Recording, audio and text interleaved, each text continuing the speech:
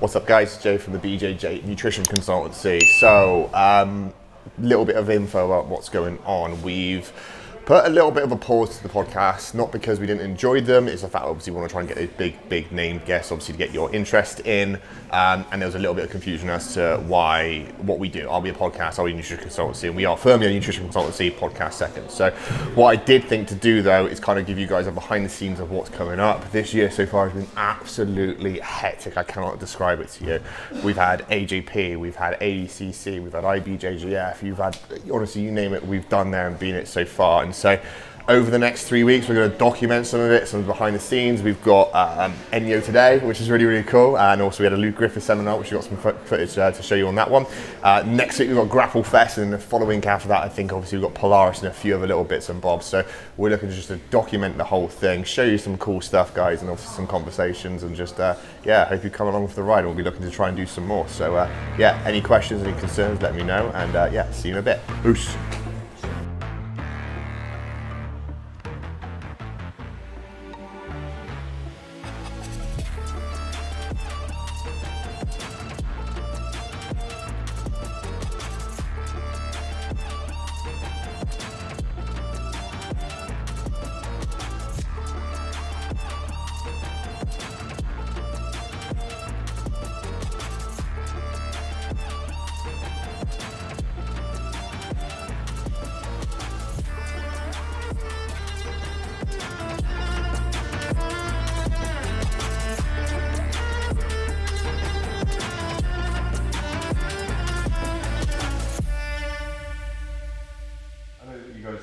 Analyse wins and losses. Excuse me. So what would you say, looking back, what happened against Wagner? Because I was quite surprised with the result. So honestly, I'm still trying to figure out exactly what happened. At the moment, I think it's a pacing issue. Yeah.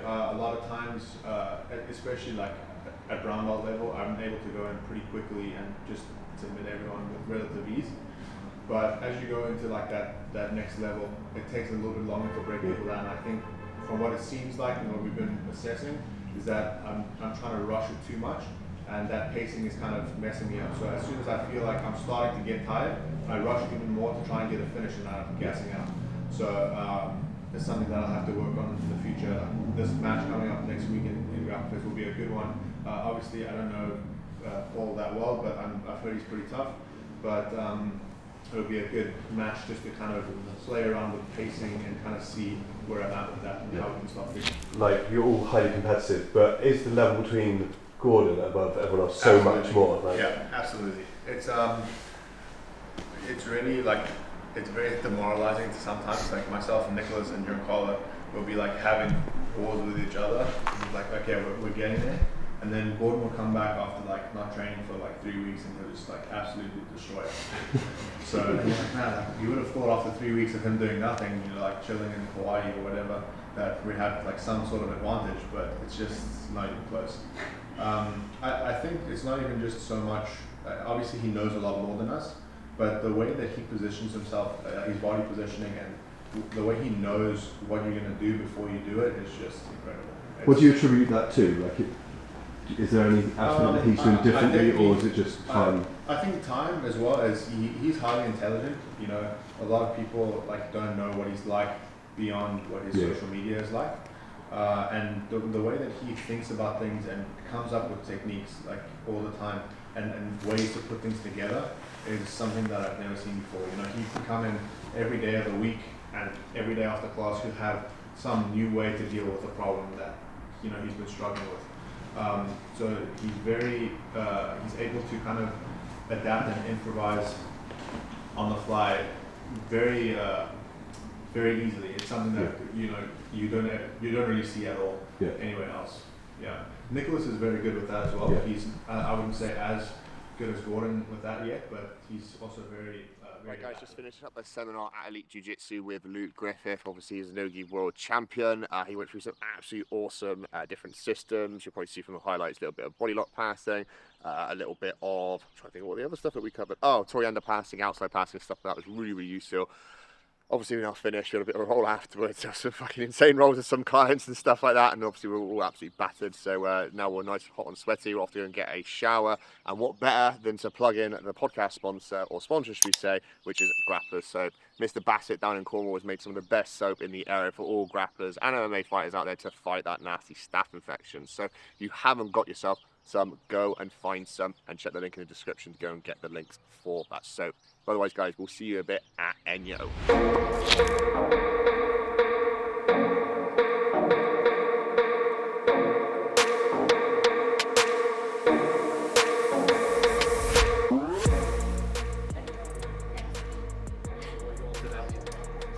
We've got boxers from Bristol making weight, Tyler Davies, which he's just made and told me he has done. We've got a guy fighting on Polaris contenders at the moment, Shane Curtis, who made weight absolutely fine. He's obviously, I think, through the semis at the moment, so obviously good luck with the rest of that, Shane. Obviously Enyo today. Haven't got anyone on the card itself working with them, but any ladies obviously want a nutritionist, obviously you know where to hit me up, which will be all good. And then what else have we got? I think we've got a few people competing in competitions locally as well, across internationally. I think there's a few in the States actually thinking about it. So quite a bit on, always on my phone as a disparity of my wife type of thing. But yeah, looking forward to it. And then obviously over here, we've got the interviews, which we're going to get ready with some of the content that we made before. I was a bit of a tool. I've got everything but the fucking microphone cover of all fucking things to forget. And like, we tried, what was it? We tried putting yours on actually, didn't we? No fucking chance in a million years, but it is what it is. We move, we carry on. I'm sure it's not going to be the end of the world by having a little road mic, is it? No one's going to really care. It's all about the content. So yeah, we'll see how it goes.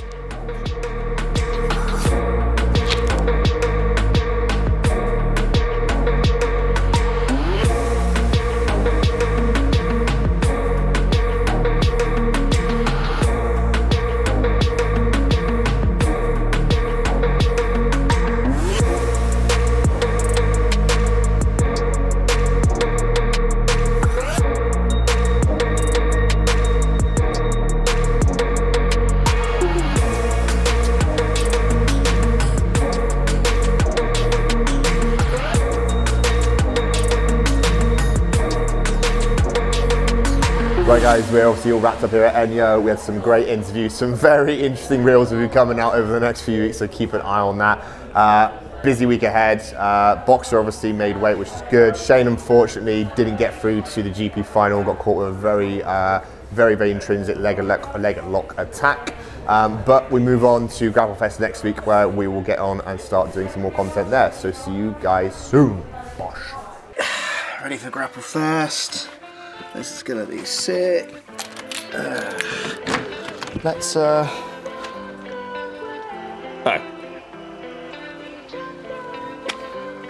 I don't think these will do. Thank you, folks. We're off to Grapple Fest. Obviously last week we had Enyo. We've been driving for the last hour and a half already. Hour and a half so far, yeah. Shocking, I was late picking up Tom as always. We did have a surprise start to the morning with a Yeah, it's interesting bit of snow in Bristol, which is a bit weird. We don't normally have snow in Bristol, so. Everything's been fine on the drive up. Went past fucking Mark Devon on the motorway with his hairdresser car. Well, you're not being anyway. And then yeah, like had some other good news as well. Other clients making weight and stuff like that for MMA events, which is pretty cool.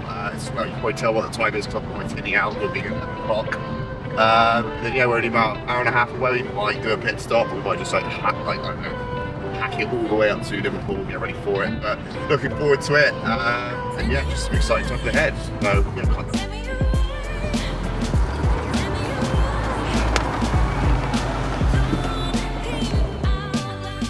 Well, this weather's fucking pleasant. Basically like Malaga, mate. Malaga? Identical, it's just like almost fucking weather today. What we're doing, well, once again we're in Liverpool, and no matter wherever we go, fucking Just Eat drivers. Like, what the fuck are you doing, bro? God mate. damn. Jesus. Where's the Mecca? The Mecca's right there, mate.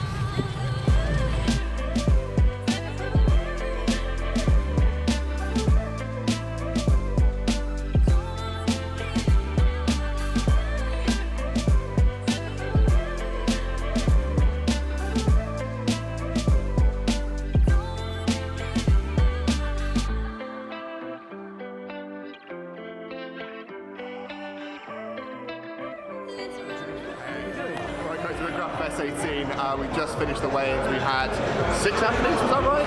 We had Mark Wynn, we had Mark Hibbard, we had Yao Chin, we had Ash Gibson, Dave Weston, both fighting each other. That's always a fun one, fight to the death, guys. And then who else do we have? Shane Curtis and Paul Lukowski, of course. Right, all made weight with absolute breeze, got their hydration, refueling all sorted. And yeah, mate, we are now here at some amazing fucking venue. So, what can go wrong? And you'll probably see some highlight clips in just a bit, so see you in a bit.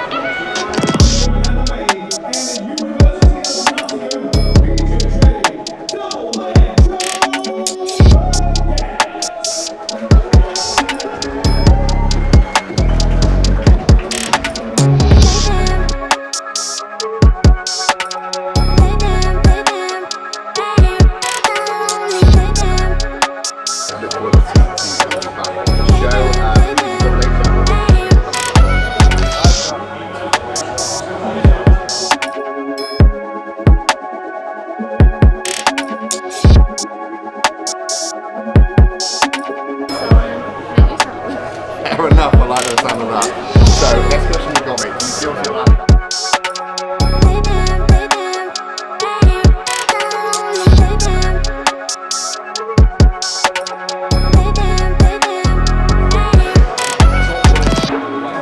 So we actually saw a segment today for a big down weight. You see how he cut 22 pounds? Yes, yeah, he cut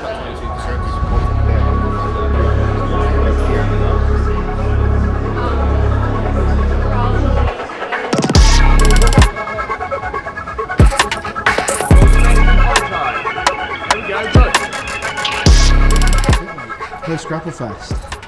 Right, How was guys, it? as we can hear, my voice is a little bit hoarse. Quite the long face period. Wicked night as always. Upsets, predictions obviously that came through. Some fucking submissions from fucking Shane and that type of stuff. And some of the teammates obviously that I train with and clients just pulled off some absolute fucking storm of performances. And just, yeah, well done to the Grapplers team putting a massive fucking show on. No dramas this time behind the scenes, unfortunately. Obviously, that's not a bad thing in the day. Spoke to lots of different athletes, saw a lot of you guys and girls obviously in person, which is awesome to meet you lot. Apologies if I looked across any of your faces and was like, I don't really know who you are, but again, this is just social media for you. Like, in terms of that, it's nothing rude, but it's lovely speaking to you all guys. We've now got a lovely trek back to Bristol. The 3.5 hours. Hopefully, we'll try and get back in time for midnight. And then, yeah. Obviously, we'll be putting more edits in as time goes on, obviously, of everything else behind the scenes. So we've got some funny Q&A questions as well. But, yeah, Tom, you got anything to add to it? Not really, man. What was your favourite match of the night? Favourite match of the night? I want to say, oddly enough, right, my favourite match isn't even a client, he's a training partner, and it was Chris Sterling versus Finn Carey. Just because they both went at it for like 3 to 4 minutes. Lights are gone. Both went at it for like 3-4 minutes, and it wasn't as if it was a steamroller. It was like Finn did something, Chris went back, Finn did something. It reminded me of fucking Nogi Jesus and fucking Gaz Priestley back in the day. Yeah. Yao Chin obviously was fantastic as well. I fucking came in, took the shirt off, and was like, fuck you, let's fucking go some. And took on, again, like a guy who's notoriously known up in the north here for being like the guy to beating everyone. And so for him to come up a belt below and just put on a fucking clinical performance, and yeah, my voice is probably gone where I was saying fucking rip the heel off. Yeah. Yeah, kudos to fucking Yao Chin, mate. Yao Chin was good. Very good match. Obviously, we've got Mark, we've got Shane again. Obviously, well, congrats, obviously, Mark, British champ, mate. Obviously, again, can't fucking out. It's all good, mate. We're good. Just trying to turn us off, guys. They're trying to tell us to leave. Probably. Mark, obviously, well done, mate. Fucking clinical. Dave, who have we got here? Huh? Yeah, we're filming. BJJ Nutrition. BJJ Nutrition, so it's a jiu-jitsu show. Yeah, so there's been a jiu-jitsu show just down the road, which is like worldwide international stars will come in and stuff like that. So yeah, it will be on YouTube, man. BJJ Nutrition. Yeah. Yeah. Catch you, man. Thank you. You're good. Oh, wait. Hey man, when you're this famous, you know what I mean? Yeah. We were talking about I'll our be saying favourite baby's matches. heads next show, won't I? Yeah, 100%. There we go. So, favourite matches, we've obviously got the Shane and all the guys under us. Obviously Mark, Shane, and obviously Big congrats to Mark. Huge. My favourite match got to be Shane and Cappuccino. Holy shit, man, those boys, I know they're mates, but they put on an absolute they put on a burner. fucking storm. It was great. That was good. And then, like I said, it's just great evening, chatting to everyone. Also, I don't think people realise it's not just me wandering around. Like, it does take graft and like work and speaking to everyone and seeing like that. I'll be honest, I will say this, we got some competition from another opposing podcast, and we turned up and I was like, who the fuck are you guys doing here, type of thing. They took our spot, man. They did. I was like, what's going on? I was like, alright, we'll go back to Old Faithful, which was like next door to it. And then we've got all the fucking people. Oh, well, that's what I was going to say, we spoke to some fucking incredible people. Luke Griffith. Helena fucking incredible. Dominic, obviously, he was there as well. And then obviously the famous everyone else as well. Paul Lukowski, of course. the famous Dave Weston again. Obviously, big shout out to him. It's a bit awkward seeing two clients go out. Obviously, Dave and Ash, but again, this is as we're getting busier, we're getting more and more clients face off against each other. And again, it's just a case of, as I say to them, look, guys, everything above board, we'll get you feeling as best as you can, obviously, for it, which they both did. And they gave a good scrap, and the outcome was the outcome. So. But I think on that note, guys, we're going to fucking get on fucking back to line fucking one, and I will catch you probably at Polaris. So I'll catch you in a bit. Bosh. Right, guys, so this is kind of a little bit weird, so I'm having to interject with different stuff because I'm really shit at recording my own things, to put it bluntly. And the idea being is that we had a lot more things going on and they don't make sense because, again, I'm really shit at recording stuff. So, yeah, shout out to the guys who do follow and record me, Reese and Tom, who obviously helped with Grapple Fest and Enyo. Obviously, Polaris has left my own devices, but I'll explain why, okay, in the first place, obviously, is what happened there. So, unbeknown to the public, we obviously work with Shane. He's one of our sponsored athletes. He was speaking to Matthew Benyon at Scramble, obviously the Polaris event, and was chatting about what the GP circuit. Obviously, Shane applied for it. He obviously didn't get through to the finals, and was just chatting to him about obviously potentially other opportunities, and he had no official agreement, and I will make this, obviously there was no contract signed, there was nothing like this, that he was going to be a backup fighter for the Polaris GP if anyone was to pull out and obviously not make the 77 kg weight.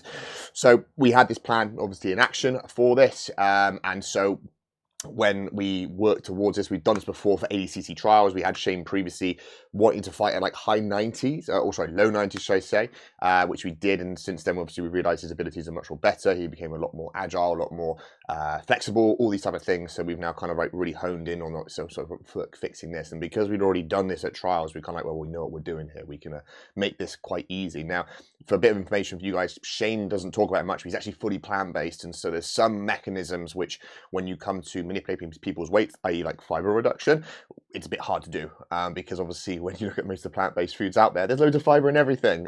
So it's really good for gut health and so on, but at the same time, in terms of making weight, it can be a little bit tricky sometimes, so a little bit limited. However, back to the point.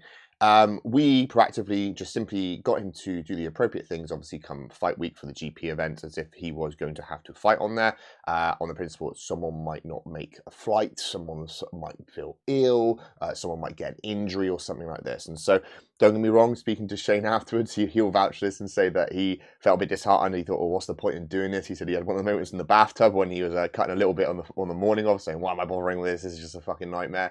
And yeah, he made weight. He sent the video off to the appropriate people and said, look, I'm here if you're ready, type of thing. The day then progressed on and on and on. Now, I had no intention of going to Polaris other than to do the weigh-ins with the clients the first thing in the morning. And that my thing was going to be go and get the weigh-ins done and come back and watch it with my family, my friends, and my lovely dog, and watch it on UFC Fight Pass. It was the plan. And so as the day progressed on, I had a few consultation calls, and I was in the middle of a new inquiry call, actually, to say the least, to which then I had a phone call from Shane. I was like, why is he calling me at this time? This is a bit odd. He never speaks to me this time. And I was like, okay, sorry, buddy, to the new inquiry. I just got to quickly answer this. This is quite important. So which then Shane then said, yeah, I've had the nod. I'm in. His opponent, Davis Cesari, did not make weight. He'll be replaced by Shane Curtis, who did make weight at 77 kilos. Shane is not here tonight, but he will be definitely here tomorrow. Davis Cesari missed weight, and he missed weight by what I believe is 2 kilograms.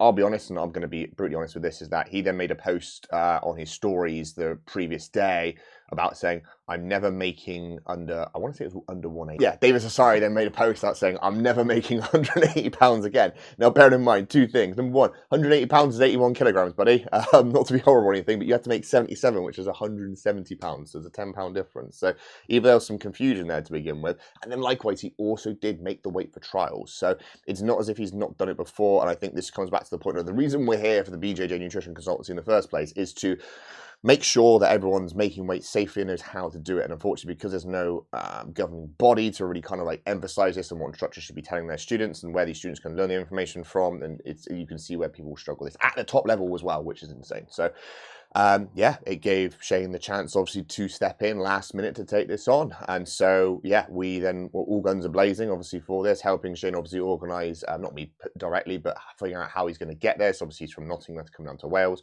It's probably the furthest down south he's ever been, to be honest. And we then picked him up at the train station, and obviously got him to the venue, which is cool. And obviously, thanks to the team at Polaris for allowing myself, obviously, to come backstage and obviously help him with a few different things, which was a really cool experience. And to which then I was able to meet and like rub shoulders with some of the other athletes on there. So got to chat with PJ Barch, had a good chat with Keith Krikorian, had a chat with Fion and stuff about our mutual friend Dylan from Podium 321, which is really, really cool.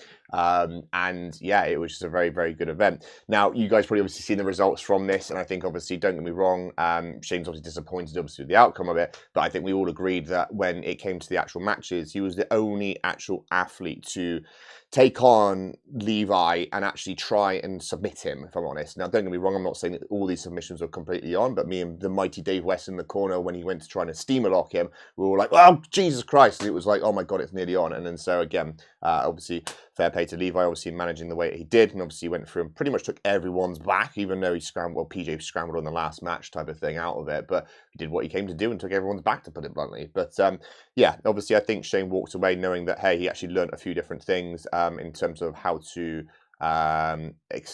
extend the golf lock scenario, which is pretty cool to say the least. And on top of that, it was a good opportunity for him to roll with some of the higher level guys, obviously in the world, not let alone in the UK or Europe. So great exposure for him, and obviously a very good turnaround for that. So Polaris in a nutshell was an absolutely epic show. So we got to see obviously some of our clients and obviously some of our sponsor athletes and some of my training partners as well. So big shout outs obviously to Yao Chin.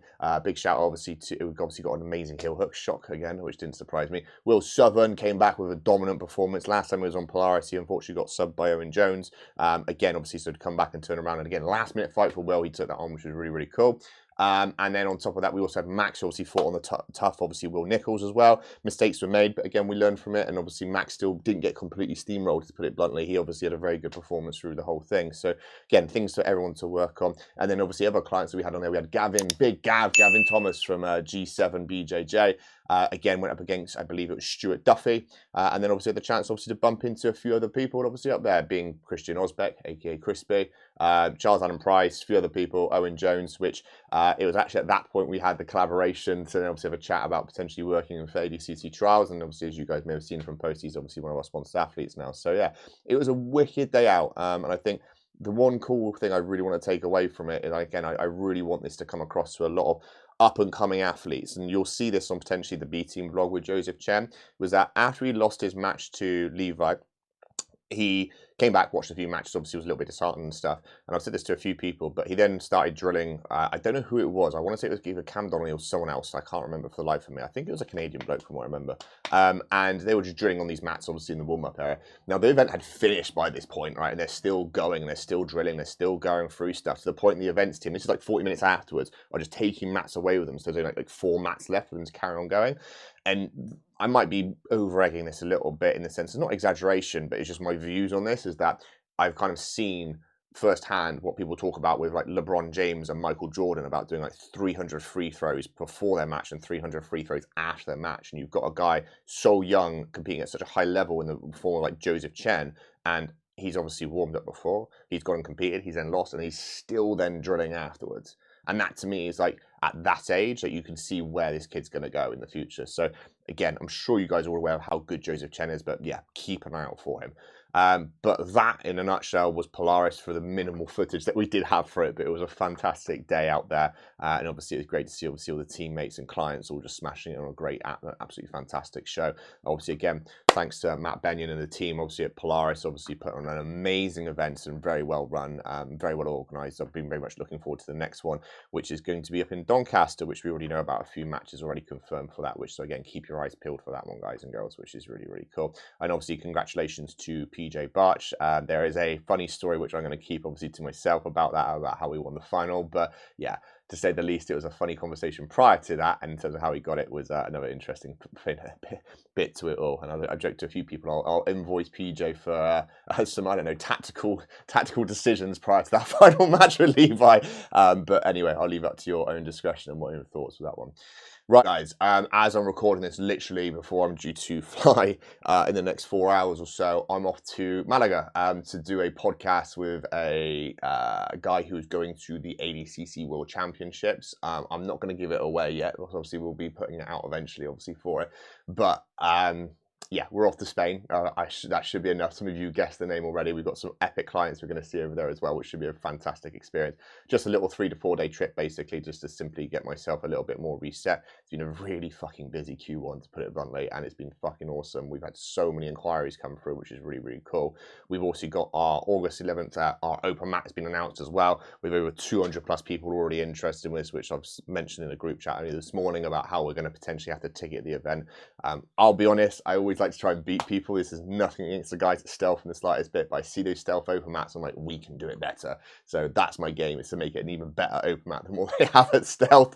But we'll be planning, obviously, to do this. And obviously, if you're interested in the location, drop us a message, put a comment, we'll add you, obviously, to the appropriate group chats where we've got it there. The reason we're keeping the location is a bit of a secret. One, because it's fucking cool. It sounds like a bit of like a Fight Club scenario. Do you know what I mean? And two, it's just to allow us to sort of monitor the amount of people actually coming to attendance for it. So like I said, we may end up having to ticket it just because we need to know numbers for health and safety with boring stuff. But yeah, at the end of the day, it should be a fucking awesome day. So if you guys want to come and meet me, come and meet some of the team, and also meet some of the sponsored clients, we'll be looking to get down as many people there as possible. And yeah, like I said, we've got 200 plus people. But guys and girls, that is Q1 in a wrap. It's been delayed because of me, not because of anyone else, because I'm a fucking retard and have too many things to do. But yeah, you've been fucking awesome. It's been lovely to meet you all, speak to you all on the DMs in person at these events, but I don't know what on earth Q2 is going to be like. This has been a fucking insane Q1 as it is, and we're only 1 year into our birthday, which is just fucking insane. But anyway, enough waffle from me. Hope you enjoyed this fucking clip, guys, and I'll catch you in a bit. Peace.